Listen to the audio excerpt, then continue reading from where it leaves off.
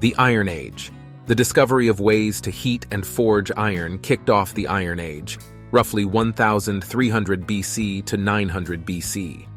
At the time, the metal was seen as more precious than gold, and wrought iron, which would be replaced by steel with the advent of smelting iron, was easier to manufacture than bronze.